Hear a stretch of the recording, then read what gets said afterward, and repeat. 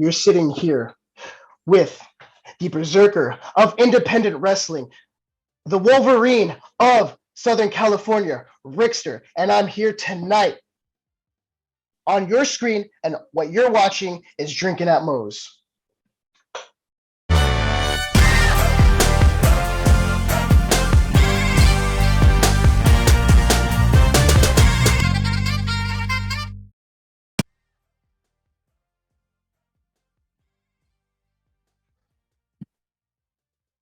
All right, everybody, welcome to Drinking at Moe's. Host Big Mo here.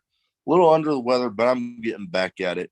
We're on, obviously, YouTube. Be sure to like, subscribe, comment. We're on Apple Podcasts, Google Podcasts, Anchor. You can find us a whole shitload of places. Today, I have with me Rixter. How you doing? Hey, Big Mo, I'm doing really good. How are you doing? I know you just mentioned being a little under the weather. I'm feeling a little sinus stuff from allergies myself. Oh, yeah. No, like clockwork, couple times a year. Funny thing, though, only period of time that I haven't had that happen was when I was stationed in San Diego. That's funny. It's weird how it worked out. But first thing I like to start off with each of my guests with is what got you started as a fan, and then what got you started, you gonna make the jump into the business. Cool. Okay. Honestly, I've been a fan of wrestling all of my life.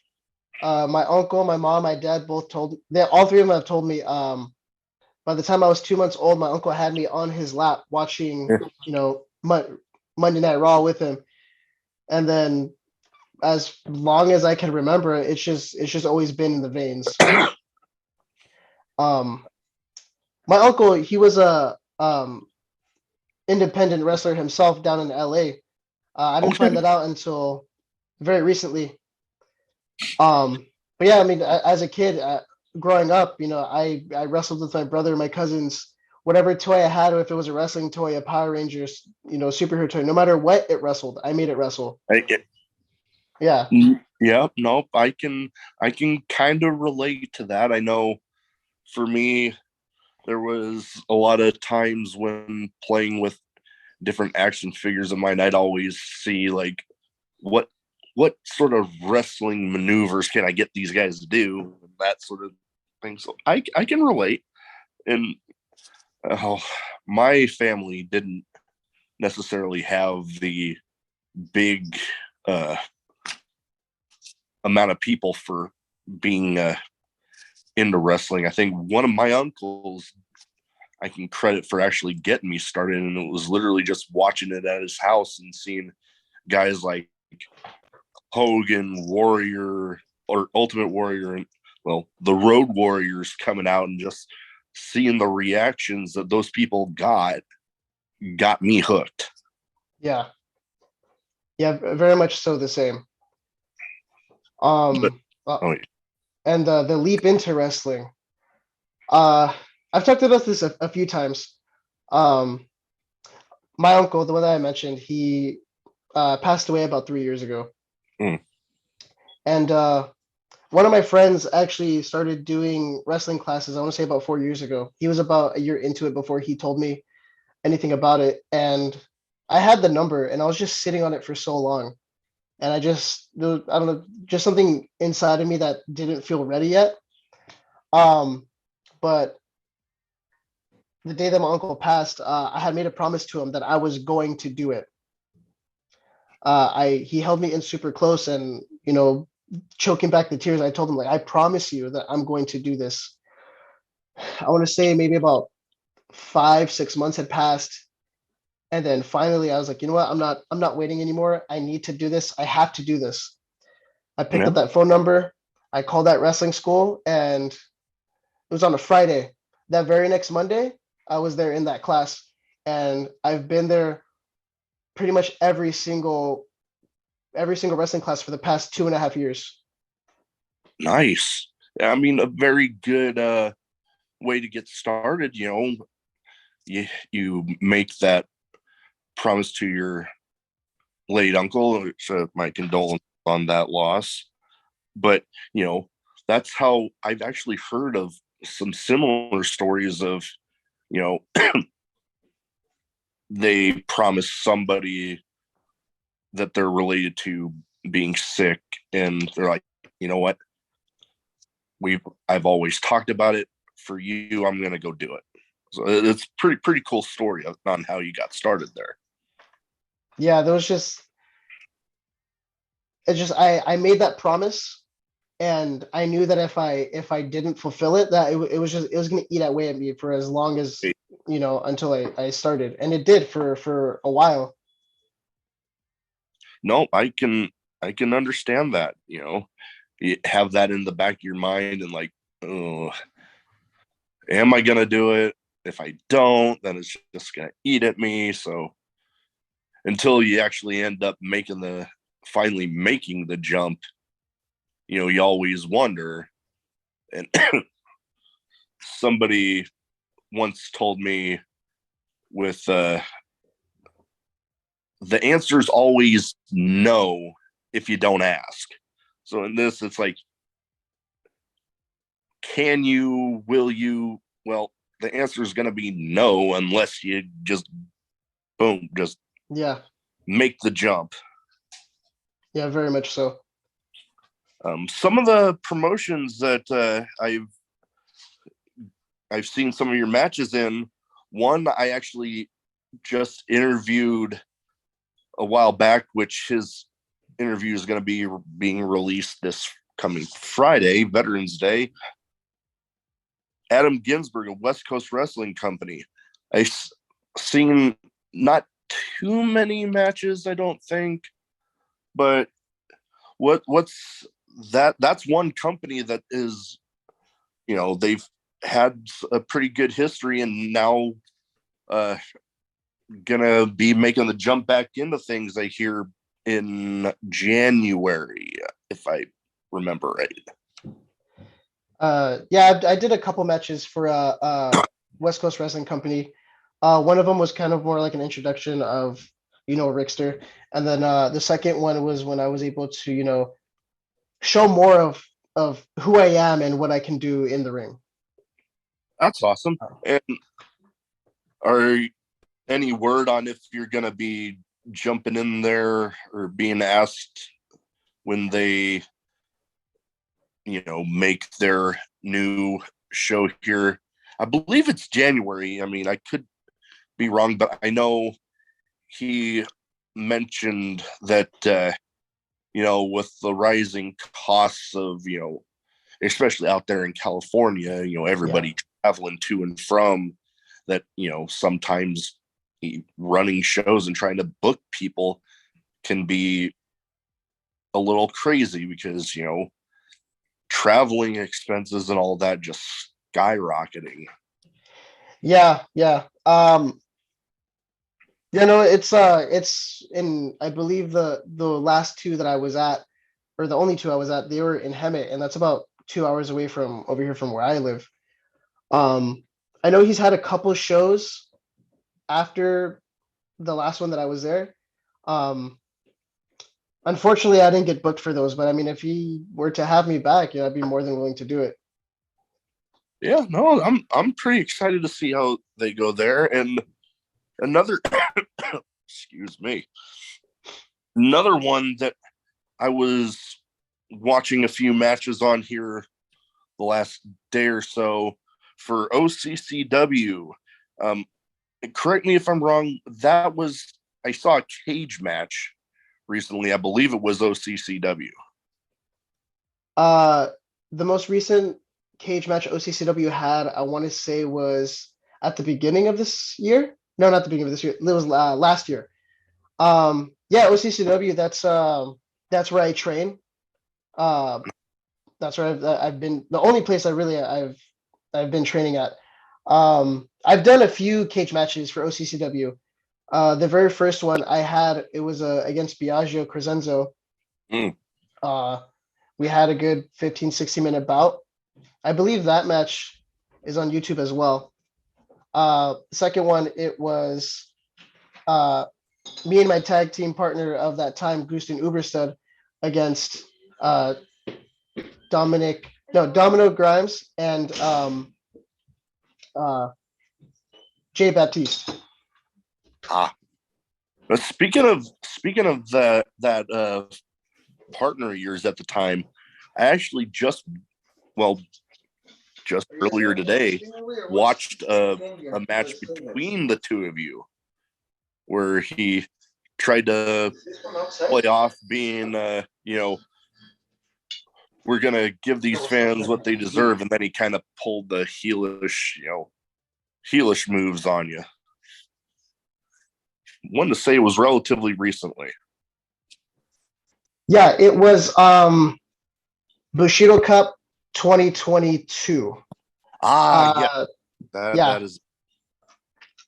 The story behind that one is Azrael, the leader of the Shadow Society, which is basically my arch nemesis and has been for the last 2 years. Oh god, he set it up. The story is he was in control of the matches for that tournament, and he thought, the funniest thing to him was to set me up against Uberstud. And Uberstud and I have tagged for about a year. We tagged for about a year, and he and I unified the OCCW and the GCF tag titles. So he and I have a lot of chemistry. We know what each other can do. So as far as him pulling some heelish moves, yeah, they were a little bit. His mindset was skewed very much so due to the hands and the evilness of Azrael. But as soon as that match was done, he and I we talked it through, we hugged it out, and we hashed it out, and there's no more beef between us. Well, that's good. I did see some promos from probably back. Oh, I'm wanting to say the one that I saw earlier today was back when you were defending those tag titles, apparently by yourself. I kind of like to hear a little bit about that time period. During that time, I believe Uberstead got some injuries. So, and I'm going to be defending champion no matter what. And if I got to do it by myself, or if I need some help from somebody one off, then, I'll take it. I'm not a stupid man. Yeah. But yeah, essentially I want to say about 3 title defenses, pretty much by myself, with 8 of whoever was there at that time. Nice. And oh boy, the one that I saw more matches, I believe, when doing some homework for the episode for Fist Combat, which there are some pretty good matches. One was with, I believe, and correct me if I'm wrong, you're still teaming with Inferno. At Fist Combat, there's a lot of things that have come out very recently with that. I've tagged with Inferno a couple times. Wild and Powerful is what we've dubbed ourselves. Yeah. I've tagged with him a couple times against the revamped Law and Order. Yeah. Y'all got robbed, the one that I saw, which I want to say it was within the last month or two. I believe, yeah, it was either late September or early October. Yeah, that's what I'm wanting to say, if I having a little brain fart on the day there. But yeah, we talked about there's been some stuff coming out lately. I know, I never hope that a place just shuts down, but do you think that there's any hope with the guy that was in charge? Do you think somebody might take over, or is, with everything that's going on with the guy that was in charge, if it's just gonna shut down. Honestly, I have absolutely no idea what the future holds for, Fist. Um, my opinions on the matter, to me, I don't think my opinions important or relevant to the cause. I have been going to Fist for the last, I want to say almost a year. Um, and I just when I go to promotions, I just go to work. That's it. I go in, I do my match, and I get out. Nope. Payment, I don't care what it. Let me rephrase so it doesn't come out wrong. I know there's been like a lot of talk and stuff about pay not being actual money and other things. I've never ran into that issue. Um, for me, the pay is a bonus. It's just wrestling, doing the matches. That's all that really matters to me. If it does continue to be a running promotion, I don't know if I'll go back or if there's a chance to, how long it'll take. Um, all I know is that with regarding the situation that everyone's pretty aware about very recently, um,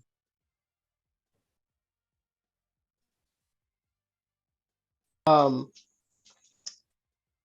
like we can be serious about the matter, we can be funny about it, we can be critical, we can be understanding. The only thing that really I care about is that it gets better and we just move on from it. No, that's a good way to think about it. You want everything to hopefully get better and to be able to move on. And lots of places have those dark periods, and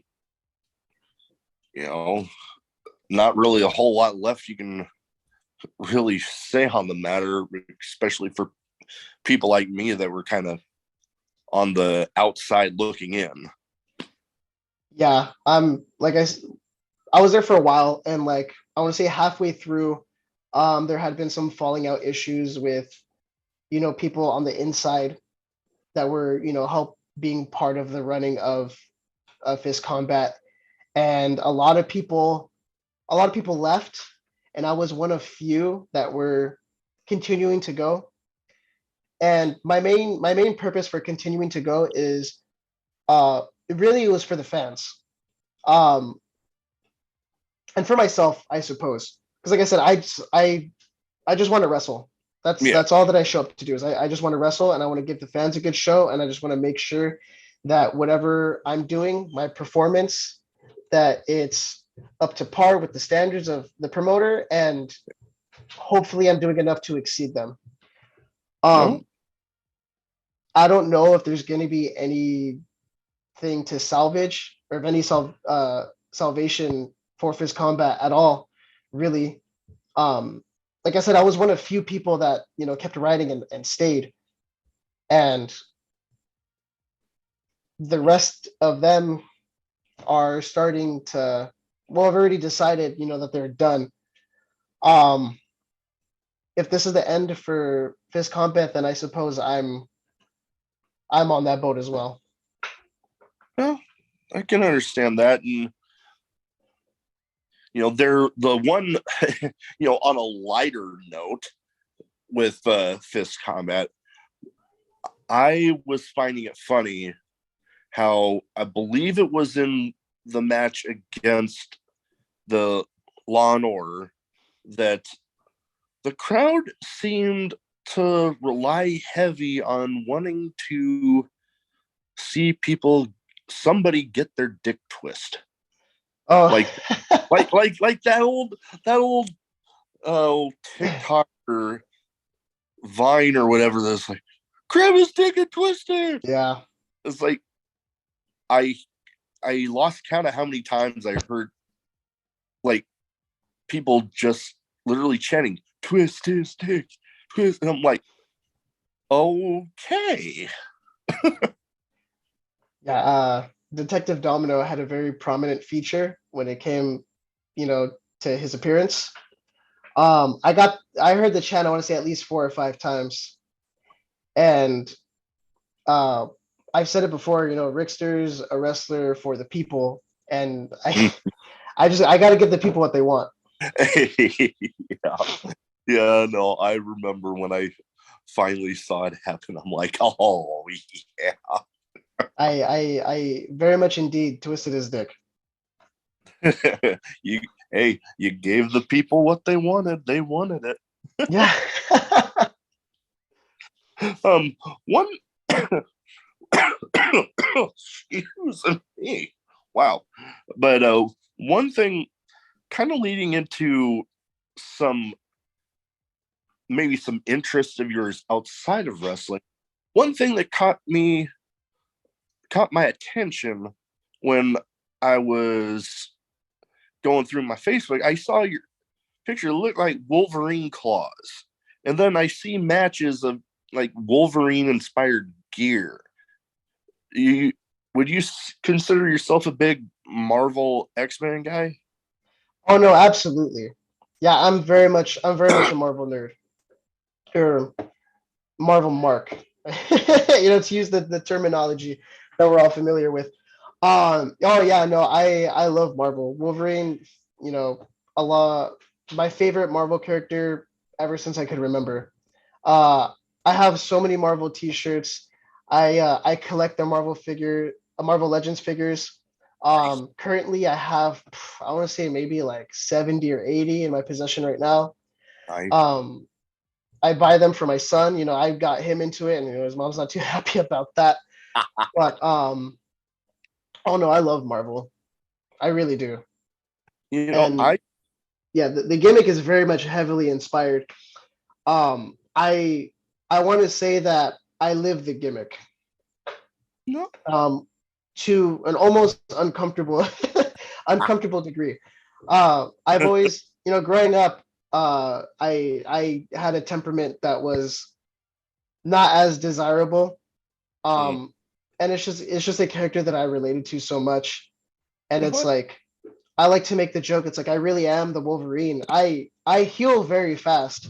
I think Mm. it's funny. A lot of people like to call me out on it and call me a nerd, but it's true. I can have a um I can have a pretty bad gash on my finger today and it's already healed by tomorrow. Interesting.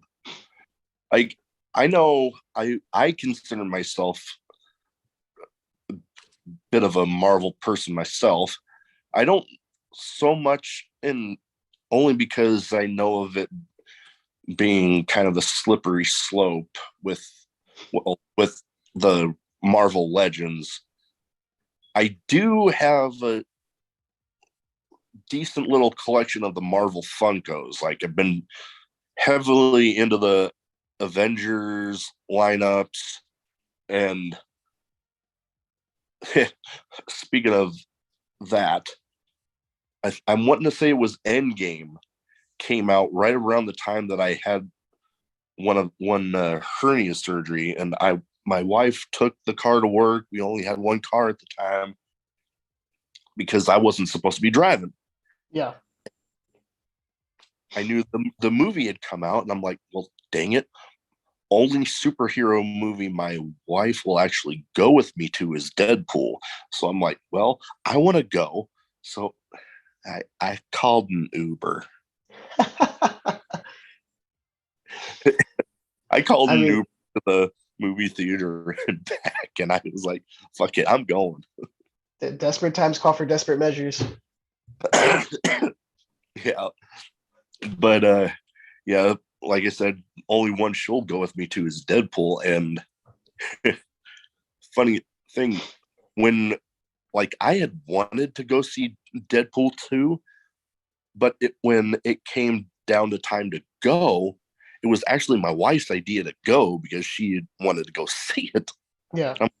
Oh, you want to go? I didn't think you were into those movies. Like Deadpool, yes. And then we got to talking the day that the big video came out for Deadpool 3 with Ryan Reynolds, and Hugh Yeah, Hugh Jackman Jackman. gonna be coming back to play Wolverine for that movie. That's gonna be something pretty epic. Yeah, that actually hyped me up a lot.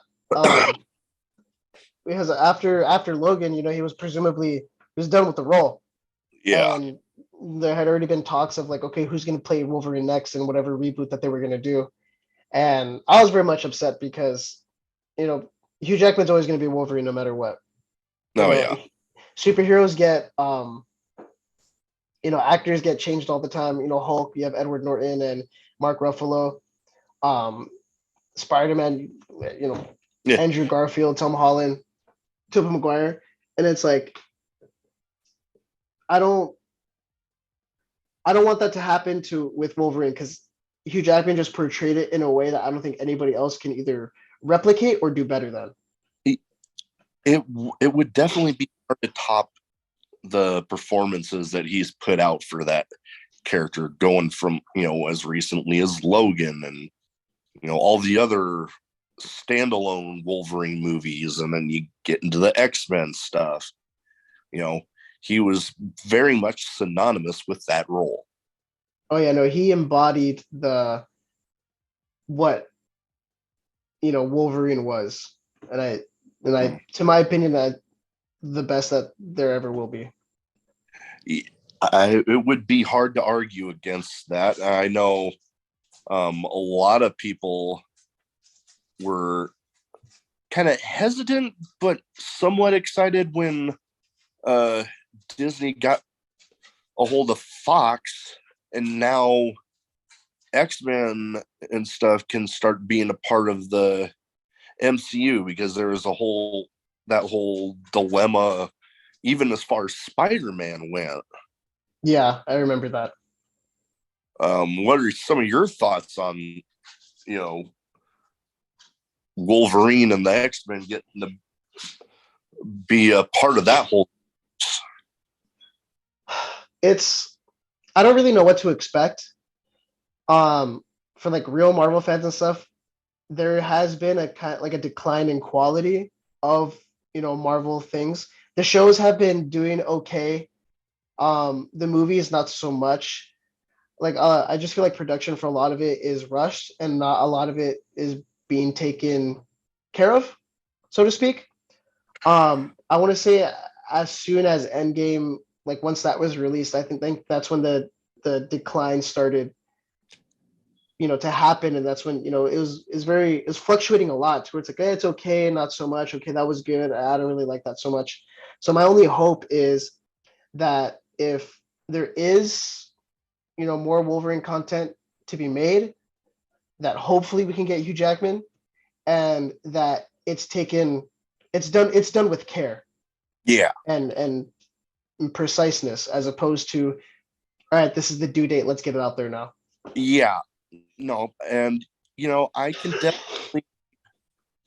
definitely understand you there, because Endgame was such a spectacle that it was, and you go and you get all this stuff onto Disney Plus, and it's like they just want to create more and more content, and before you know it, it seems like, yeah, they are kind of just rushing shit out there, and you know those people like you and I and countless others that are real fans of the characters, we want to, yeah, we want to see more of them, but we want quality of what we get. And more often than not, especially in the streaming world that we're in right now, you know the the companies are wanting more product, but sacrificing the quality. Yeah, the supply and demand has increased at like a really high rate. So it's like, okay, well, just feed it, just feed it. Yep, no, I can definitely understand you there. Now, one category that I like to kind of tailor it. And with, Southern California there, I figure I am going to pick some people, some that I know, some that everybody knows, but they're kind of synonymous with Southern California and the West Coast in general. Okay. First off, guy that's synonymous with West Coast Wrestling Company, and he, kind of said that he's stepping away from Fist Combat, but Brandon Gatson. Brandon Gatson. Oh, I want to say I met him. I think I met him. It was either at West Coast or at Fist. He's a really, really nice guy. Really outstanding dude. He's always so helpful. And he does like to tell. He likes to make it known that if anybody, wants some advice, wants some tips and stuff like that, to go to him. And I have a few times, like in person during shows and stuff. I really like the dude. He's a really, really cool guy. I've heard plenty of good about him. I know one of their, for West Coast Wrestling Company, they had a real big match with him and Rick Ellis, who that 30-minute Iron Man match that they had. And I've actually interviewed Rick Ellis for the show because he was actually involved in, I'm wanting to say, my second ever independent wrestling show that I ever went to. And I've said it before, how I gravitate towards the guys with that intensity. And, just like from, the entrance on. And he definitely at that time, and I'm seeing more of it now with him coming back into things, he definitely shows that. Yeah, he's probably one of the most, athletic dudes that I've seen in the ring.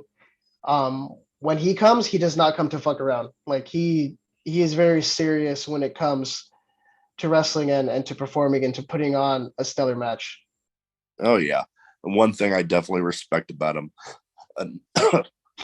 Next up on the name list here, guy that is, caught his speed there over with AEW, but synonymous with Southern California, Scorpio Sky. Oh, I've actually had the pleasure to meet Scorpio Sky and be on, I guess you could say the same card as him. Yeah. He came down to do a benefit show for one of our local friends who, got a really bad injury that forced him to, retire the boots. Yeah, no, I pretty much watched him, I want to say from almost the beginning. Like I caught wind of him, I want to say mid 2000s, around 2010, 2011. I was in high school at the time and I started watching these compilation videos of wrestling moves and spots and all that stuff. And it was from when he was wearing the mask and all that. And, just watching him up until now, doing the whole ASU thing. And, now he's doing his solo stuff. But, meeting him for the first time and, being around him, like he's a really, really cool dude. And like, it was awesome for me. And I guess you can say an honor to be able to watch him live in the ring with my own, like 2 eyes, as opposed to, through a lens. No, I can imagine, getting to meet somebody that's been on a stage such as he has, and, good Lord, the success that he's had. I wish that he would have gotten a little bit longer of a run with that TNT title, but hey, he got a decent little run with it. And one of my favorite matches of his, because I saw a handful when I was stationed down there, was actually him versus TJP versus B-Boy in a triple threat. Yeah, I want to say I've seen a lot of clips from that match too, and it's a wild state of affairs that all 3 of those men pull off in the ring together. It's one of those things that you look at and you admire and you appreciate, because you can tell that those are three dudes that put in the effort and then some. Oh yeah, no, definitely. And one of the first pieces of independent wrestling merchandise that I ever bought was one of B-Boy's shirts. And you know, I say, like I said earlier, I gravitate towards those guys that have that intensity. B-Boy, another one of those that kind of oozes that. And especially now that he's come back from the injury that he had, and good Lord, he's been hitting the ground running. Yeah. He's also one of the dudes that I discovered in the high school days, getting more into the local wrestling scene. And, Gatson, TJ, Scorpio, and B-Boy, like you said, they're very intense people in the ring, very intense characters. And that's something that I try not to mimic, but to have my own version of, because I see it. And those are the types of the guys that I like to watch, because everything means something. And all I want is for my stuff, what I do in the ring, to mean something as well. Oh yeah, no, and there's nothing wrong with taking little bits and pieces from those people that you admire, but then the thing is to mold it into your own thing. And that very much, from the matches that I've seen, seems to be what you've been accomplishing. I've been enjoying what I've been watching. Oh, well, thank you. That means a lot. But excuse me. Wow. Next one on the list, guys that we're hoping making a comeback here soon after some little controversy, but the Young Bucks.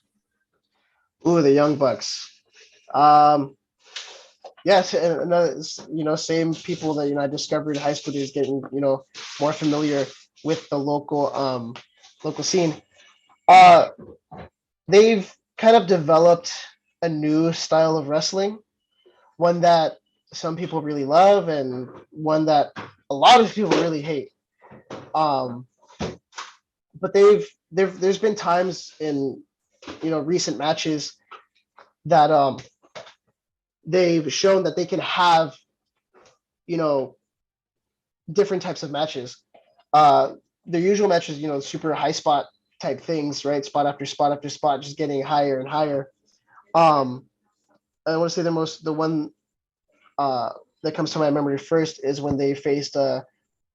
I want to believe it was for the tag titles, and they had one of those old school, duke him out type wrestling matches. Not a lot of fancy maneuvers or whatever, just like some solid wrestling. Well, and it's definitely refreshing when you see people that they become synonymous with that style, then they can switch it up, which they very much did in that match. Yeah. So it was like I had a friend that made a comment, and it's like, oh, the Young Bucks can have a wrestling match. And I'm like, it's like everybody has a style that they like and a style that they don't like, a style that they understand very much and some that they know very little about. And they're the one of those guys that falls, in the middle of each one. Yeah, no. And those are definitely types of people that, they definitely have that longevity, because especially with that style that they kind of became synonymous with, if you're going out there and that's all you do, everybody says, and I hate when people use the term fake when it comes to professional wrestling, because I always tell people determined is the term that I more like to use, because you get in there and some of the damage that you guys take from bumps and stuff that those guys became synonymous with, the damage that you can take from that definitely takes its toll. Oh no, absolutely. with, the various styles of wrestling, I try to, you know, dabble in as much of it as I can. I can do the old school matches. I can do, Stone Cold after, him losing his knees a little bit, just kind of the punching around, duke him out type things. I've learned a bit of lucha. I've learned a bit of the, Japanese style, the hard style, the strikes, hold for hold, the grappling, all that stuff. I try to be not like master none, where I'm trying to do all of the things at once and, not progress at it. I kind of pick one and, I focus on that for a little bit. And when I feel like, okay, I can, you know, involve a little bit of this other style, Yeah. that's what I try to do. And I mean, whichever style you do, like there's always going to be the pain.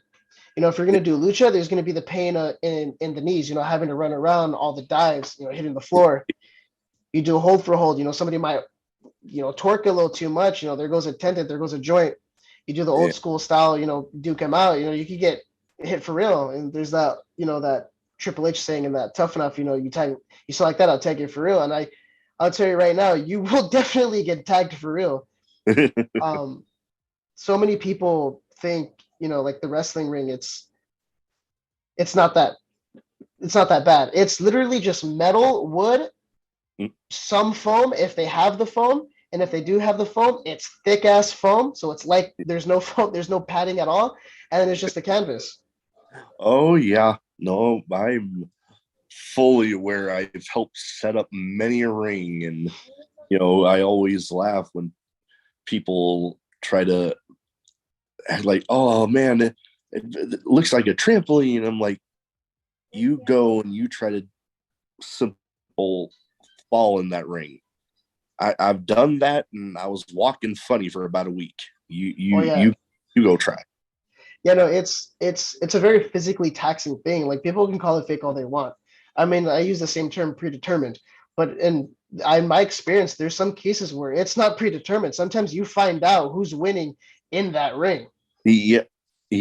I've actually one of the shows actually helped set up a ring for. The main event was, I want to say it was a triple threat for the promotion's title.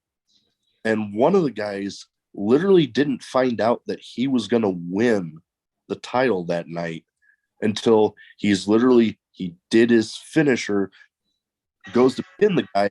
As he's covering the guy leans up and whispers, "You're winning." Yeah. Yeah, a lot of that is the case. And even, other cases too, it's like a lot of the times promoters like, up to you. And nobody wants to be like, oh, I'm going to win. You think it, but you don't want to say it out loud because you don't want to look like an ass. And hardly ever, never the case, oh, you can take it. Unless you're friends, right? And as yeah. To pull back the curtain, but everybody already knows. Yeah, a lot of if it's somebody that and you beat them last week, they'll let you have this one. But it's like the very, very few times where I've been told, all right, you guys decide, and it's just like, well, we don't want to say anything. Let's just go out there and we'll figure it out. One of those call in the ring sort of deals. Yeah, and it's like the only reason a guy gets pinned is because he's too tired after doing whatever the hell they were doing in the ring. Oh man, I can see that. I can see that happening. You both don't want to say like, oh, I'll go over, and then all of a sudden one guy's just like, oh, you got it. Yeah. There's been times where it's like, all right, I'm too tired, brother, go for it. Or it's like as the pin's going, it's like, you're welcome, and you're like, huh? And then there goes the bell.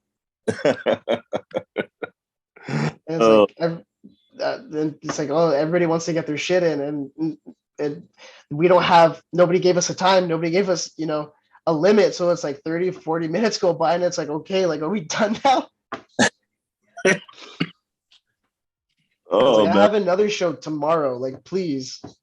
Yeah, I can imagine sometimes those weekends, you get booked in multiple shows, and one night you run into a situation like that, and it's like, okay, man, I gotta drive a few hours to get to this next one. Are we good? Yeah, or it's like I have another show literally after this down the street. Mm, yeah, no, especially out there in California. Good Lord, you can have multiple shot in a day. Oh yeah, no, I've had my fair share of okay, I'm going first in this show, I'm going second at that show, and I'm going third at the next one, or last, or whatever it is, you know? Or No, there's times where it's like you have to pull double, triple duty sometimes. It's like you got a mask, fucking bring it. oh yeah, nope. I had one friend in particular. I remember there was a day that he two within the same day, and luckily the drive time wasn't that far, but he literally went from one match being like the second, maybe third match on, to drive across town to make it in time for the match at the other show. Yeah, I can understand it being kind of crazy. Yeah, no, a lot of people that I know, it's like, okay, we're in Orange County or we're in LA. It's okay, I have another show in San Diego. And it's like, well, hopefully those 2 hours don't feel like 2 hours. Yeah. It's speaking of San Diego, and we talked about Lucha, a guy that kind of synonymous with Lucha style down there in Southern California. I met him when I was stationed in San Diego, and he's actually putting on a benefit show here this coming Saturday, which will be actually streamed live on my show's Facebook page, SoCal Crazy. Oh, SoCal Crazy. Oh, what a guy that man is. Um, One of the coolest dudes I've ever met. You know, I've been on a lot of the same cards of him. I make it an effort to watch his matches and stuff, and they're really fun. They're really entertaining. And I don't know if you're aware of this, but he, very recently beat cancer Yeah, yeah, a few no, months ago. And I saw him, I want to say this last Saturday, a couple of days ago, actually, for the first time in a while, uh, for a All Southern California wrestling show. mm. Uh, and he was there, and he looked very different. Like I really didn't recognize him at first, but he looked good. He seems healthy, and he was just there for a good time. Oh yeah, no, I was actually talking with him earlier that day, and he was mentioning he was going to be at that show, and I'm like, oh, cool. I'll have to keep an eye out for that one, because he was telling me how he was going to be, just going there to have a good time and hopefully sell a few tickets to the benefit show that he's got going on, which I'm wishing all the success in the world for that, because it's, I mean, a very good cause, because Yeah, he wanted to give back after all the help that he received with going through the cancer treatments. yeah, yeah. No, he's if there's anybody else that deserves it more, I could probably tell you no. Yeah, no, it would be hard to imagine anybody more deserving of putting on a successful show like that. Yeah. I know when I didn't even ask of this, but he was one of the first people that I told when my wife and I lost our little girls after being born prematurely. And he just said that the show's going to be dedicated to them too. And I'm like, wait, what? It's already a benefit show but he insisted. Yeah, no, that's I'm very sorry to hear about that. My condolences go out to you. I mean, it's just a testament to like what such an amazing guy he is.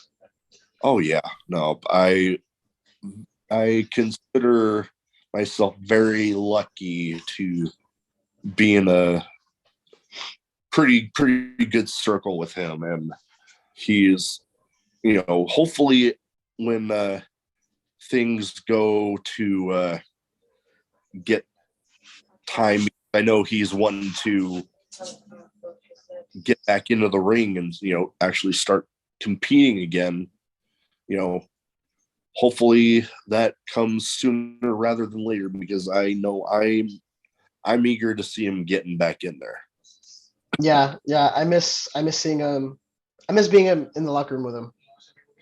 Yeah, he's just a dude that you can go to and just talk to, and it's just a good time every time. Oh yeah, no, totally. I've lost count of how many times that we've chatted and it had nothing to do with wrestling. Yeah. No. Next category I have here, a random question round. I used to call it a speed round, but to be honest, it never went that quickly. Some questions might be wrestling related, some might not be. I kind of just put my notes together, just throw some questions up there and just pick random ones.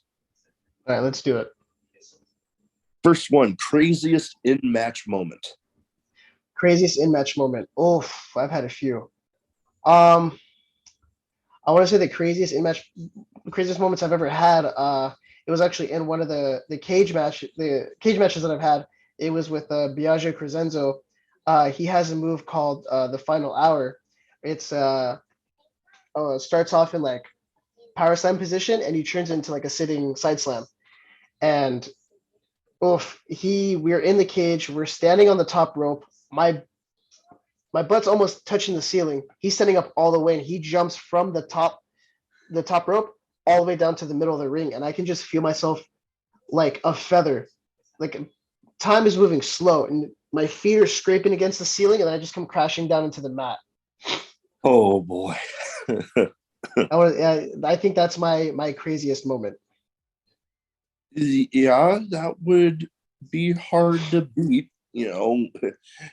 You don't really have too many moments that you can have in like cage matches. You're already kind of limited. Obviously, you're confined to the cage, but to have a moment like that come up, pretty crazy. I know a friend of mine had a cage match, and a match that this moment I find pretty cool, because I don't know if it was a weird coincidence, but I actually brought up this moment to him like a few weeks before, where people in cage matches, escaping the cage, somebody will come up and slam the door on the guy's head, and the guy falls back. When I'm like, what if instead of you falling back, you fall forward out of the cage, boom, you win the match. That would probably be ideal. And you know what? I wasn't able to make it to the show that happened at, but somebody had posted a video of the tail end of that match, and wouldn't you know, that's how it ended. That's that's pretty. Somebody heard you. Yeah, somebody must have. But next one, favorite road story. Favorite road story. Oh, this is one that I tell people a lot because it's pretty funny. We were doing a show in Glamis to promote a new pizza restaurant that was opening up, and Glamis, it's pretty close to south of the border, and we're literally in the desert, like in the dunes. God, it had to be like a 3-4 hour drive, if not.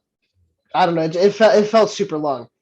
It's the middle of the day. The sun is blazing. The wind's blowing around. I'm there from Jesus Christ. I want to say maybe like 11 a.m. to about 10 p.m. So I'm there almost all day. I repped some of the matches. I wrestled in some of the matches. It was like a 2-part show. I'm like covered in dust. I'm sweaty. I look dirty. I have my hair tied up in a bun. And it's time for us to start heading home. the sun is long gone by this time, and we gets it's me and my the guys that I train with and my trainer, and we get stopped by border control, and my friends, they're all Caucasian males, and I'm the only brown guy that's in the back seat. I'm covered in dust. There's dust in my beard, dust in my hair. We're coming back from being super close to the border, and border guard stops us, and he's wearing his sunglasses on,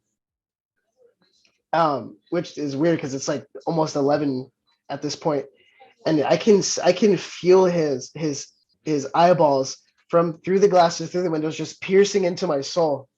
He puts his hand on his gun, and he asks my friend who's driving. He goes, "So who do you have in the back seat?" And he goes, "Oh, just friends and family." And then he leans in closer and he looks at me and he goes, "Friends and family, huh?" And me at this point, I'm not worried. I'm very out loud. I just go, "Oh, should I bring up my California state ID? Like, should we all bring our ID, guys?" Um, and I can see his grip getting tighter on his gun. We're there for, I want to say, maybe like 3-4 minutes, and finally he's like, "All right, you're free to go." And then my driver, he goes, "Okay, thank you," and we just start pulling off. And I look at everybody. I was like, "Hey guys, how funny would it have been if I opened my window and been like, 'Senor, please, they're trying to bring me a better life.'" And then my trainer goes, "You fucking should not have. If you did, I would have beaten your ass in jail." Oh, yeah. That is too damn funny. Yeah, so having Border Patrol, grip their gun at me, I think is probably one of the craziest things that's ever happened going to a show or leaving from a show. Yeah, well, that would have to be one. I know. I mean, good Lord, that put at least some of my wrestling ones to shame. I have one where we were at an after party for a show up in Fargo, North Dakota, and I'm sitting there having beers with a guy synonymous up here with Midwest professional wrestling, Eric Cannon, and we were sitting there with him and the now Ruby Soho, and all of a sudden they had karaoke going on at the bar, and I'm like, I'm pretty damn hammered at the time, and I'm going up just to see what the song was, because Lord knows I probably couldn't pay attention to the damn people singing. I go up, and before I know it, somebody is putting the microphone in my face, and I'm drunkenly singing the Puddle of Mud song, "She Fucking Hates Me," and I'm like, what? Okay, I guess one and only time I've ever done karaoke, I was fucking hammered. That's pretty funny. That to go from a spinning room to now you're on stage and you have to perform in front of everybody, and you can't even see who's there. Oh yeah, and I mean, good Lord, some of the people that were there, I mentioned the now Ruby Soho, but Warhorse was there. Okay. Oh boy, yeah, there some people that I admire to this day, and it's funny for me. And I mean, good Lord, that's not even topping the some of the deployment stories I have. Good Lord, like I remember we got what they call overnight liberty in I want to say Singapore, and we got this package for the hotel that's like, you get this guest only bar, and most of the other guests, I don't know what countries they were from, but they're all like one at a time. Me and my friends that we got the room together, we were like as many as they give us at a time, like 2 or 3 at a time, and we'd be going up there like 5 or 6 times. Then we drunkenly wandered over to the McDonald's that was around the corner from the hotel and got these double McChickens and just scarfed on a bag full of those. And then we ended up getting called back because something was going on, and like my bed ended up being the one by the phone. I don't remember what I said, but I found out later that apparently they were like, "Oh, we're gonna need you back here by midnight," and he's just like, "Midnight? It's already midnight. I can't be in two places at once." The guy got mad and hung up. I bet. I'm pretty sure. To get an answer like that, just fuck. Just never mind. They ended up having somebody else call back. That's what I have fun talking about because it's just like I can't be in two places at once. Yeah, you're already hammered with a stomach full of double McChickens. I don't know what they expect for you to do.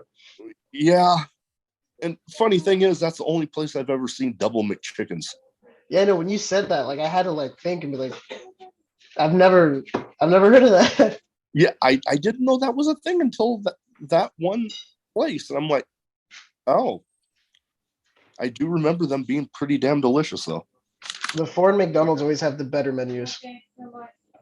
Yeah, yes, they do. Next one, kind of, well, we kind of talked a little bit about alcohol there just now. Favorite favorite drink, whether alcoholic or not. I'll give you one for both. Favorite drink. One thing that I always default to and I'll never get sick of, root beer. Always. No, Yeah, I'm kind of a Dr. Pepper fiend myself. yeah, no, I don't care if it's bars, mugs, A&W, whatever it is, I'll drink it. Nice. Um, Alcoholic. I'm not much of a drinker. But if I do go to like a bar or something, it's either going to be a Modelo or, you know, typical, right? Or Hmm, um, rum and coke. gotcha. Yeah, I'm a I, very simple man. I've enjoyed some Jack and Cokes with grenadine. Mhm. Tastes like basically a Jack and cherry Coke. Yeah, yeah. Actually, you know That what? I have to take my drink back because that's what I started with. Now, I said I'm not much of a drinker, but when I do kind of go hard sometimes. I always one of our traditions that we do after shows, like me and my friends, is we always go to Applebee's. And hmm, right now they have the Brutus Adioses, and wherever I go now, it's always an Adios. hmm. Been a while since I've been to Applebee's. Yeah, I know this. You go there at a happy hour, you can get your entree, you get a couple Brutus Adioses. Only spend $30. Nice, yeah, yeah. No, they do. From what I remember, have some pretty decent happy hour deals there. Oh yeah, no, you can get a they have the $5, the $6, and the $7. Each thing has like its own category of whatever. Mm, yeah, I kind of like I said, it's been a while since I've been to Applebee's. I used to deliver DoorDash, and Hmm. I'd have to go there all the dang time. And after a while, I'm like,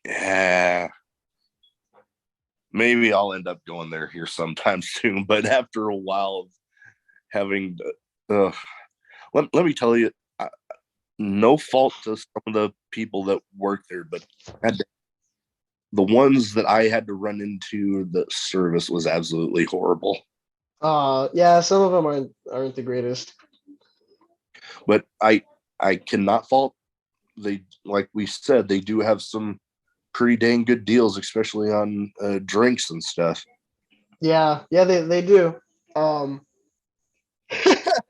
but yeah, it's Adios is my go-to. Whether at a bar or at the Applebee's, and the Applebee's is the place to be, and the place to be has got an Adios, then I'll be there. Yeah, I know. For me, I got hooked on Kona Big Wave when I was down in Hawaii with the Navy, and now that I've seen them at more places, the Big Wave and the longboard for Kona are like I consider myself more of a beer guy. Those are my two that if like I'm out buying beer for myself, that's what I'm getting. Yeah, yeah. That's understandable. But yeah, Those are pretty no. good ones. Oh yeah, no, they're delicious. But last but not least, on the random question round, best advice for anybody getting into wrestling? Best advice for anybody getting into wrestling. There's honestly it's a few things because like everything ties in together. But if I were to give advice to anybody out there that's inspired in getting in, if you're gonna do it, you have to give 110% in all of it. If people have advice, if people have criticism, always take it as constructive. No Yeah. one no one is trying to shoot you down or make you feel dumb. If you have a bad attitude, it's only going to be a bad experience for you. If you Yeah. go in just ready to learn and you take tips and things from people that are only trying to help you, then you're going to go as far as you allow yourself to go. And if you want to make it to the big leagues, just learn, be positive, be open-minded, and just be a hard worker and put your effort into it. Oh yeah, no, that's good advice for anywhere in general, especially with wrestling, you're always gonna run into people that, let's say you're just getting started out and you have more experience in like more American style of professional wrestling, and you have somebody coming in that has more experience with lucha and or Japanese strong style or British strong style or all the different styles that are out there. You're bound to run into somebody that has experience in an area that you don't necessarily have as much of, so you can always learn. Yeah. And like it's not something that's never gonna happen. Like I said, I've been in the same locker rooms with like Scorpio Sky. I've been in the same locker room as, Matt Seidel, uh Brian Kendrick. Like there's big names that come to these local indie shows and they're quite prominent. And it's like my one thing to do is like not mark out and like stay away from them as much as possible because I already know everyone's going to go up to them. But it's like there's times where I've caught them in like very genuine organic moments and we just talk about things. And that's like the best advice you can get is not to go up and ask, but to just kind of let it happen and let it be given to you. Yeah, no, and I mean, I can imagine, sometimes that's a little easier said than done than not, just go up and try to start talking to them, because it's like you see those people on your TV screen for so many years, and then here you are in a locker room with them. It's kind of like, oh man. But then you let it just happen, you get that more genuine interaction and genuine responses than people that are just hounding them basically. Yeah, because it's like a lot of those guys when they do their shows, like everyone's always like, "Oh yes, Mister Famous Man or Miss Famous Lady, like let me shake your hand, let me tell you how much I've been wrestling and how much I'm a fan of you." And it's like they're already expecting that, and it's like the last thing I want to do is be that and then do that to them too, because I already know that they get it a lot. And there's been times where I've seen just people just leech onto their hip, and you can see in their face like, "Please go away." Yeah. Um, and it's like I don't want to, I'm uncomfortable 95% of the time. The last thing I want to do is put somebody, make somebody else uncomfortable with that type of thing. Yeah. But yeah, like I mean, you'll meet those people and they'll give you advice. And the best thing to do with that advice, is to just take it. So, some advice might not be good. It might not be good for whatever it is that you're trying to do. I know that I've had advice that or it's been given to me and potentially could have stifled what I've trying to become in this character that I've tried to build. Which in reality it's like most people, it's like their gimmick or whatever, it is, it's a separate character, it's a separate entity. For me, it's me cranked up to 11. It's not an extension of myself, it's an enhancement of myself. Yeah. And I'm very much in my real life a very loud and crazy and intense person. And when I'm in the ring, it's that times a thousand. And there's been times where I've heard stuff and I didn't like it, or I didn't think it made sense, but it's, I took it and I kept it with me, and I never had a bad attitude about it or thought to this guy, he doesn't know what he's saying, whatever, that doesn't work for me, and I take it and I listen. Like I've gone to tryouts and no, not tryouts, seminars. I did the one with QT Marshall that he had in Utah last October. Yeah, last year, October. Matt Seidel, I went to one of his seminars.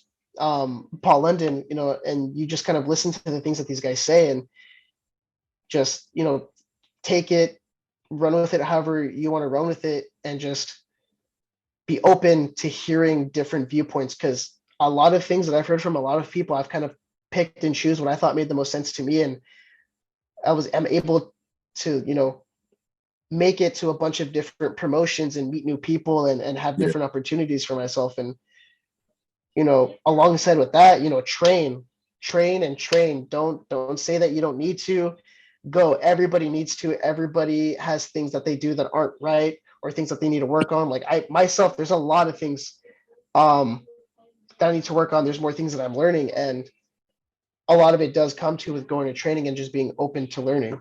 And if there's anything that I can punch into anybody's brain that wants to start out, is be open and train. Be open and train.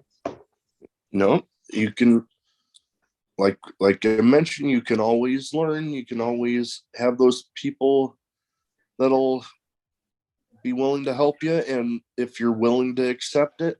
And when it comes to the training, they always say you only get better by the repetition and getting in there and doing it. And one of those ways that you can do that in between shows is getting in there and training.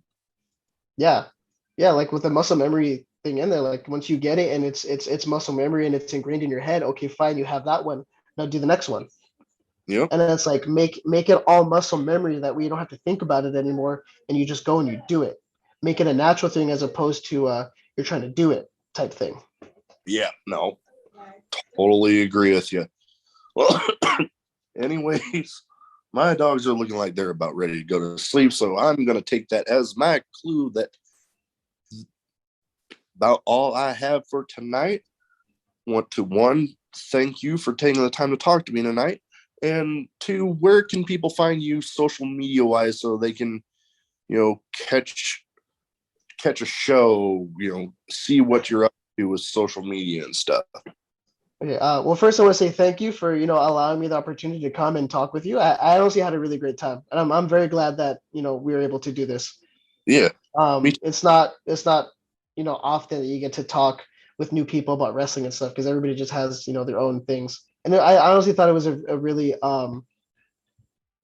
progressive type conversation. So thank you for that. Oh, you're welcome. Yeah, as opposed for social media, my Instagram, Big Bad Rixter, all one thing, no underscores, no period, just Big Bad Rixter.